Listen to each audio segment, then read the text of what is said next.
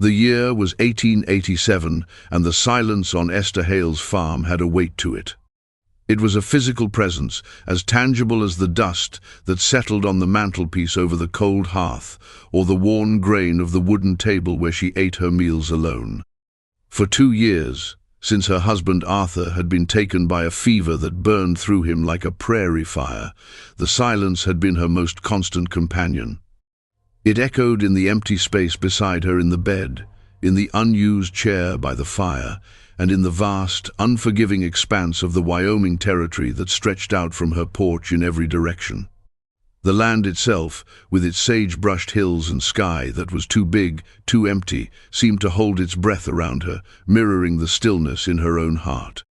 Esther was a creature of routine, for routine was the only dam she had against the flood of grief.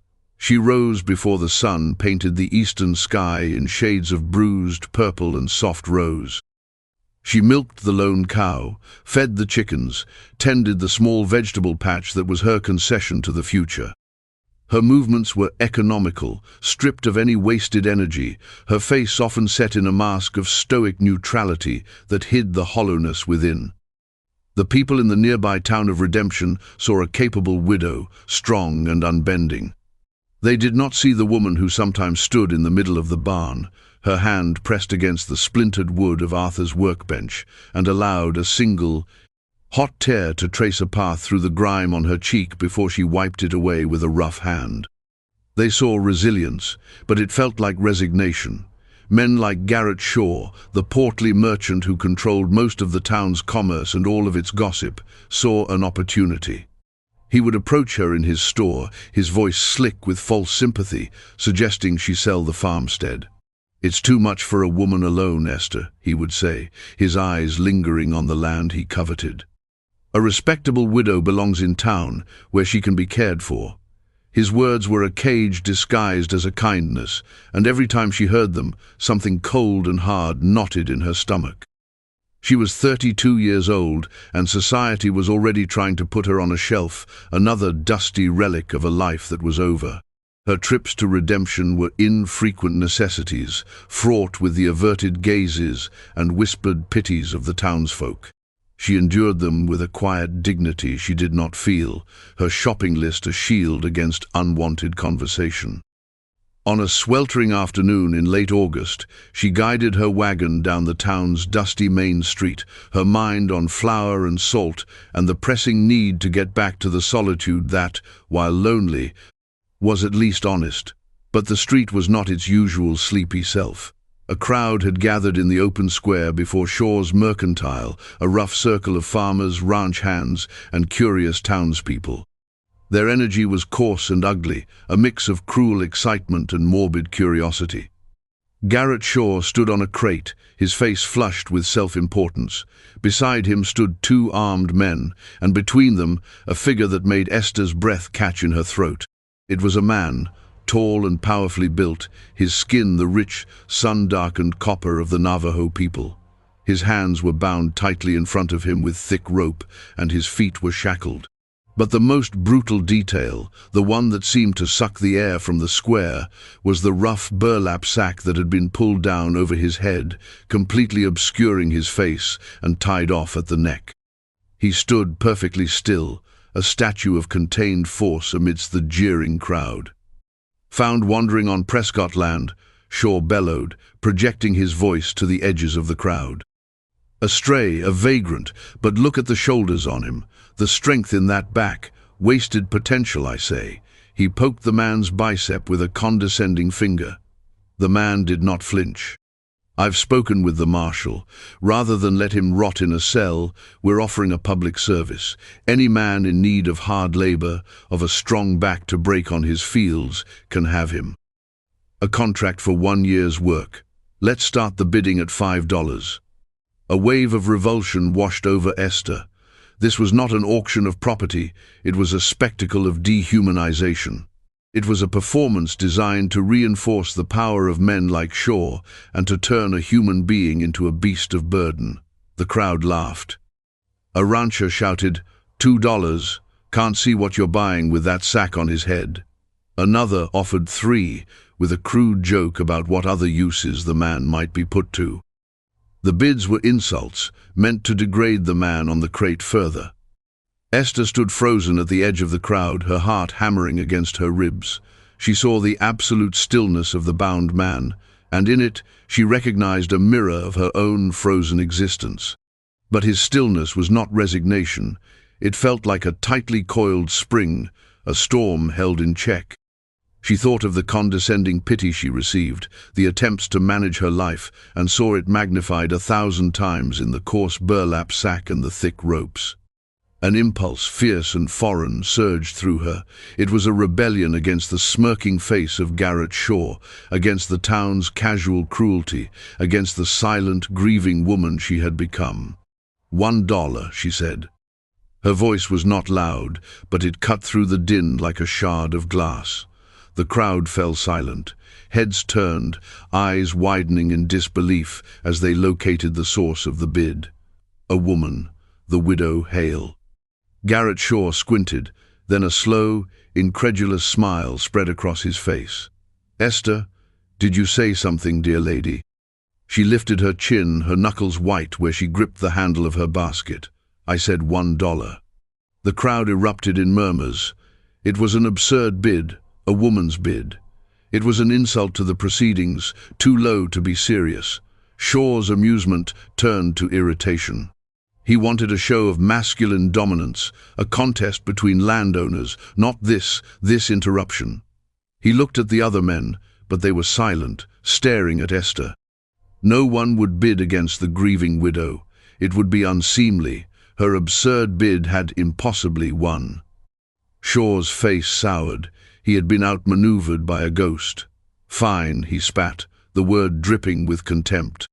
"Sold, to the widow Hale, for $1. You've bought yourself a field hand, Esther. I hope you know what to do with him." He kicked the crate over and gestured for his men to hand the rope to her. The thick, rough rope was thrust into her hand. It felt heavy, like an anchor. The crowd parted as she walked forward, their stares a mixture of shock, scorn, and a new, unwelcome form of pity. She stopped before the man. He was even taller up close, his presence immense and unnerving. She could feel the heat radiating from him, could hear the soft sound of his breathing through the burlap. For a terrifying moment, she was paralyzed. What had she done? Then she met the challenge. She gave a small, firm tug on the rope. "Come," she said, her voice steadier than she felt. He did not resist.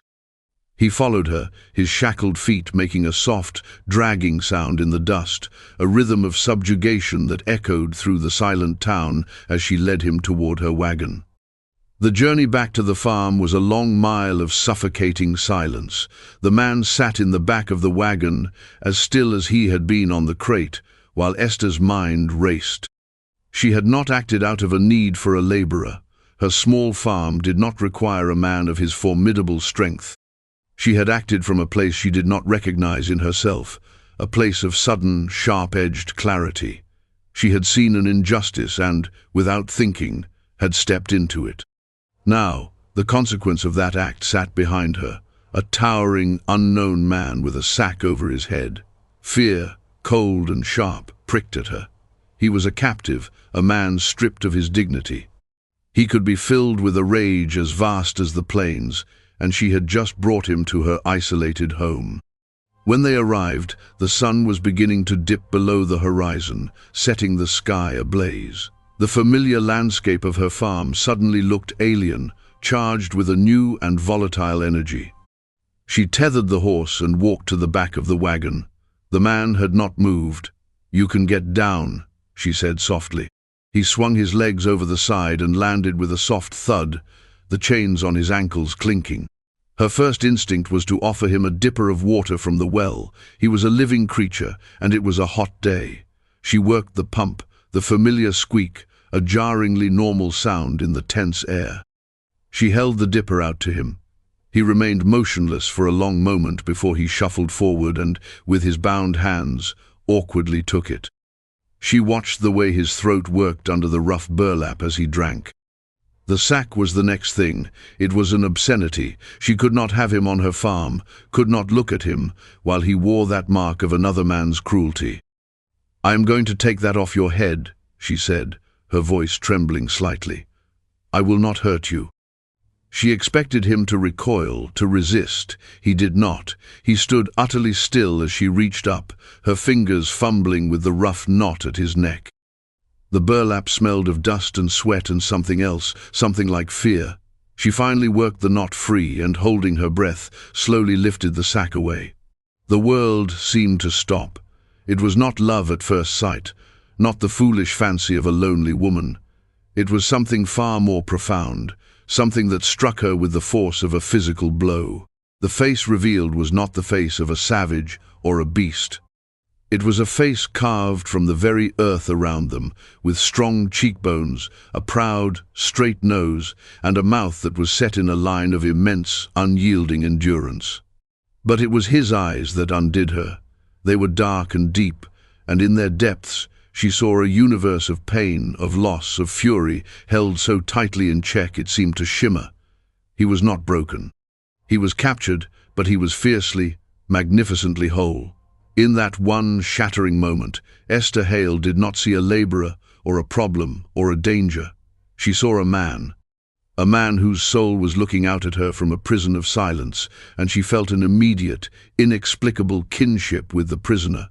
Her own grief-stricken heart recognized the cage around his. He watched her, his gaze unwavering, assessing.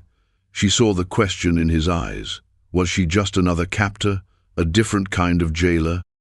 Without a word, she turned and went into the house, returning with a small, sharp knife from her kitchen. She walked back to him, her heart pounding a frantic rhythm against her ribs. She held up the knife so he could see it. "Your hands," she whispered. She gestured toward the ropes binding his wrists. He hesitated, his eyes narrowing. This was the true test. She could gut him where he stood. He watched her for a long, silent eternity. Then slowly, deliberately, he extended his bound hands toward her. With trembling fingers, she sawed at the thick rope. It was tight and had chafed his skin raw beneath. When the last strand parted, the rope fell away. He flexed his fingers, his wrists red and raw. He did not run. He did not attack. He simply stood there, his hands now free, watching her. Esther felt a wave of dizziness. She backed away, the knife still in her hand, and pointed toward the barn. "There is a loft," she said, her voice thin. "There are blankets. You can sleep there." He gave a single, almost imperceptible nod. He turned and walked toward the barn, the sound of his ankle chains, a grim reminder of his incomplete freedom. Esther retreated into the safety of her house, locking the door behind her for the first time since Arthur had died. She sank into a chair, her body trembling, the image of his face burned into her mind. She had not bought a servant. She had brought home a storm. The first days passed in a state of suspended animation. A silent, cautious dance unfolded between the farmhouse and the barn. Esther would rise, do her morning chores, and then leave a plate of food bread, cheese, a piece of smoked meat on the stump outside the barn door before retreating to the house. Hours later, the plate would be empty. She would see him sometimes from her window, a tall, imposing figure, moving with a quiet grace that belied the chains still on his ankles. The key to the shackles had been on Garrett Shaw's desk, a detail Esther had forgotten in her haste. She gave him no orders. She did not know what to say, how to bridge the chasm of language and experience that separated them. She simply observed. On the third day, she saw him studying the axe by the woodpile. Fear, sharp and metallic, tasted on her tongue. He could use that to split her skull as easily as a log. He picked it up, tested its weight, and then, with a fluid power that was mesmerizing to watch, he began to chop the wood she had been struggling with for weeks. He worked all day, never slowing, the rhythmic thud of the axe, a steady heartbeat in the farm's silence. He did not stop until the entire pile was split and neatly stacked, a bulwark of firewood that would see her through half the winter. That evening, instead of leaving the plate on the stump, she set it on the far end of her kitchen table. She left the door ajar and sat in her usual seat, her back to it, her hands clasped tightly in her lap. She listened to the crickets, to the sound of her own breathing. After a long while, she heard the soft drag and clink of his approach. He paused in the doorway. She could feel his presence, his watchful gaze on her back. She did not turn. Minutes stretched into an eternity. Then she heard him step inside, cross the floor, and pull out the chair at the opposite end of the table. The scrape of wood on wood was the loudest sound she had ever heard. They ate in absolute silence, two solitary souls separated by 6 feet of worn pine, together in their isolation. Slowly, cautiously, the ice began to thaw. The shared, silent meals became a nightly ritual. She learned the rhythm of his presence. One afternoon, a fierce wind kicked up, threatening to tear a loose shutter from the barn wall. Esther struggled with it, the wood bucking against her grasp. Suddenly, he was there, his large, warm hands closing over hers, steadying the shutter as he effortlessly hammered the pin back into place. Their fingers were tangled for a brief, electric moment. She pulled her hand back as if burned, her face flushed. He merely nodded and walked away. The key to his shackles became an obsession. It was a symbol of her failure, of his continued bondage. A week after his arrival, she hitched the wagon and drove back to Redemption, her stomach in knots. She walked into Shaw's Mercantile, her head held high. Shaw was behind the counter, a smug look on his face. "Come for more supplies, Esther, or have you tired of your purchase already?" he asked, his voice oily. "I came for the key," she said, her voice flat and cold. He feigned ignorance. "Key? What key?" "The key to the shackles. You will give it to me." Shaw laughed. "That's evidence. He's a prisoner of the territory, Esther. I did you a favor letting you work him. Those shackles stay on, for your safety, for the town's." A cold fury she didn't know she possessed rose in her. "He is on my land. He is under my care. He is not your prisoner anymore. Give me the key, Garrett, or I will go to the marshal in Cheyenne and tell him how you hold auctions for men in the street." The threat was empty. Marshall would likely side with Shaw, but her tone was not. The look in her eyes was one he had never seen before. It was not the look of a grieving, breakable widow. It was the look of a landowner, a proprietor, a woman who would not be moved. Grumbling, he reached under the counter and slapped a heavy, rusted iron key onto the wood. "On your head be it," he snarled. She snatched the key and left without another word. The ride home felt triumphant. She found him by the creek, watching the water flow over the stones. She approached him quietly and held out the key. He looked from the key to her face, his expression unreadable. She knelt before him, the key cold and heavy in her palm. He sat on a rock and lifted his chained ankles. The lock was rusted and stiff. It took all her strength to turn the key. When the shackle finally sprang open, the sound was like an exhalation. He stood up, truly free for the first time since she had met him. He took a step, then another, his movements suddenly lighter. He looked at her then, a long, searching look. "Bidzil," he said. The sound of his voice, low and resonant, startled her. It was the first word he had spoken to her. "Bidzil," she repeated softly, testing the name on her tongue.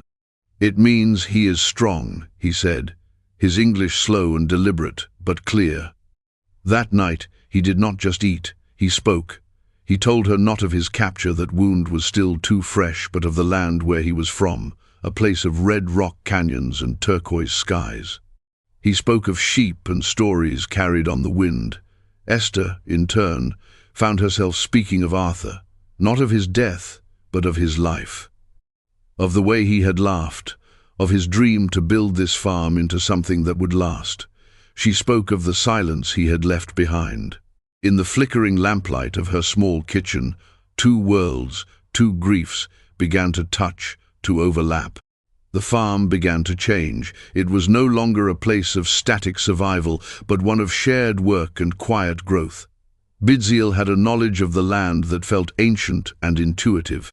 He showed her how to find water where the willows grew thickest, how to read the clouds for signs of a storm.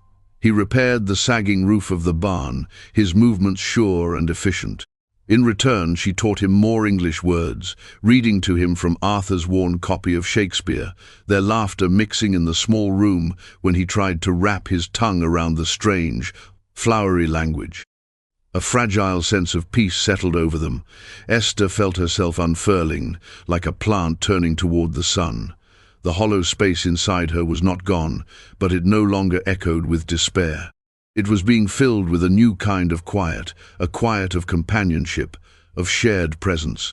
She found herself watching him as he worked, admiring the graceful economy of his strength, the deep concentration on his face. She would look up from her mending and find his eyes on her, a soft, watchful gaze that made her heart beat a little faster. But their sanctuary was an island in a hostile sea. The town of redemption had not forgotten.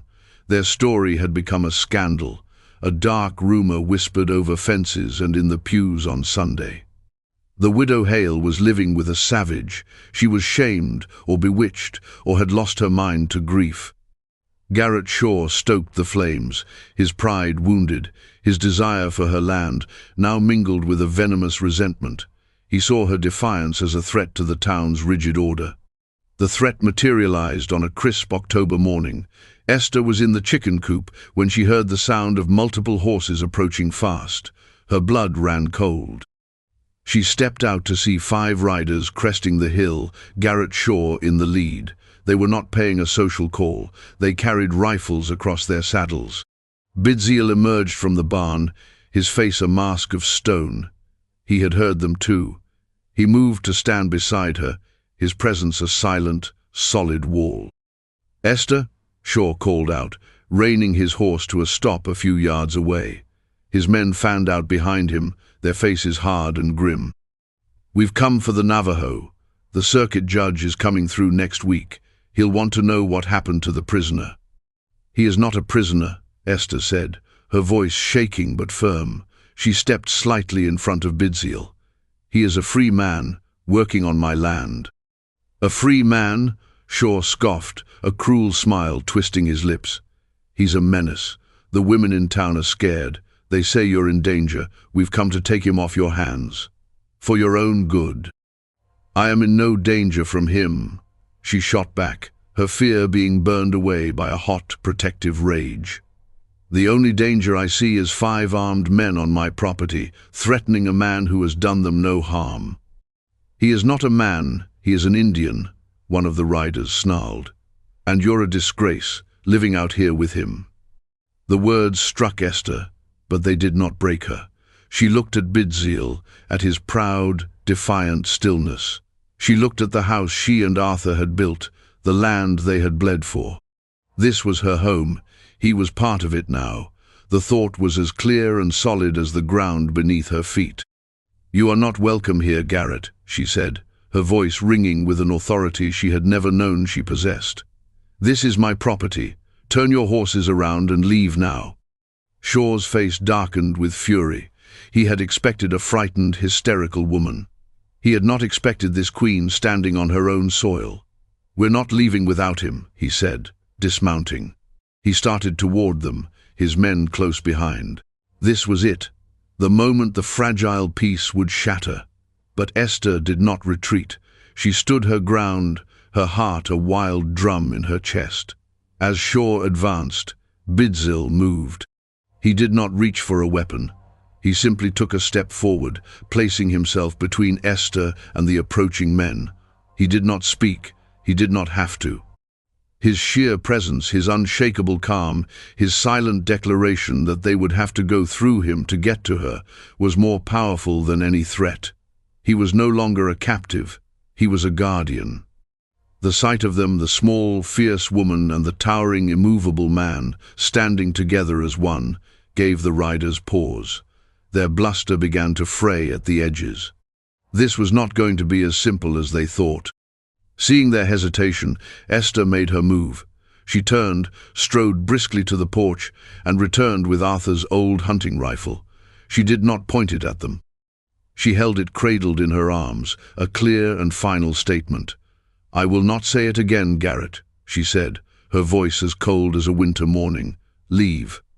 Shaw stared from the rifle to Esther's unblinking eyes, to the formidable man standing beside her. He saw that he had lost.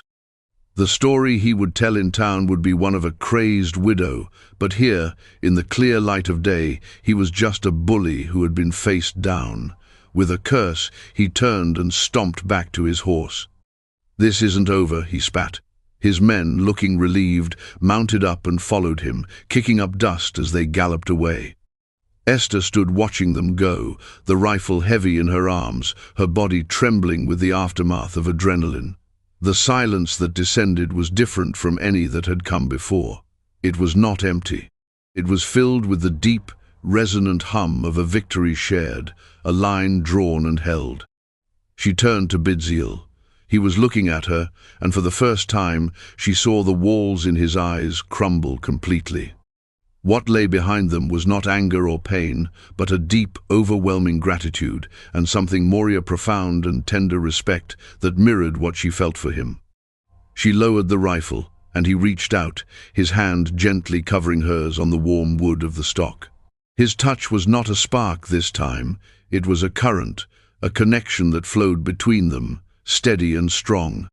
In the weeks and months that followed, a new life took root on the farm. The routines were the same, the milking, the mending, the tending, but they were no longer solitary acts of survival. They were shared rhythms, a life built together. They worked side by side in the garden, their hands in the same soil. They sat on the porch in the evenings, watching the sky bruise into nightfall, the silence between them now a comfortable blanket, woven with understanding and unspoken affection. The town of Redemption remained a distant, hostile shore, but it no longer had the power to touch them. Their farm had become their world, a sanctuary carved out of the wilderness by courage and kindness. Esther Hale was no longer the grieving widow, a ghost haunting the edges of her own life. She was a woman who had found her strength, not in forgetting her past, but in building a new future. And Bidziel was no longer the captive with a sack on his head, a symbol of a town's prejudice. He was a man who had found a home in the most unlikely of places, with the most unlikely of people. He had found a partner who had looked at him and seen not a savage, but a soul. One evening, as the first snowflakes of winter began to drift down from a slate-grey sky, they sat at the kitchen table. Esther looked across at him, at the proud, kind face that was now as familiar and dear to her as her own. The dollar she had paid felt like a lifetime ago. It was the single greatest bargain of her life. She had thought she was buying a man's labor, a desperate act of defiance. Instead, she had bought her own salvation. She had found a resilience she never knew she had, and in the heart of a harsh and unforgiving land, she had found love, quiet and steadfast, growing in the space where grief used to live. She reached across the table, and he took her hand, his strong fingers lacing through hers. Outside, the snow fell, blanketing the world in a pristine, hopeful silence.